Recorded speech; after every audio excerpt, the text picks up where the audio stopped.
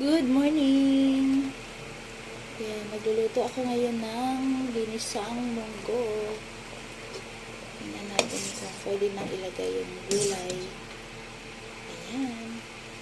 Sinahugan lang natin ng pork liempo. Ayan, ilagay na natin yung alugbate. Next, dahon ng ampalaya. Ayan. Masarap na daming gulay. Then, malunggay.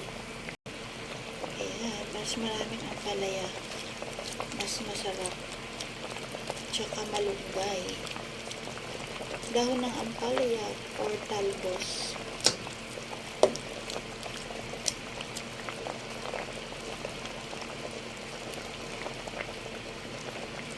Masarap din sa munggo kapag sinahugan ng tinapa. Kaya lang wala tayong tinapa. Titikman na natin. Ang sarap. Sakto ito sa maulan na panahon. Good morning. Thank you for watching. Ingat po dahil maulan. May God bless us all. Bye!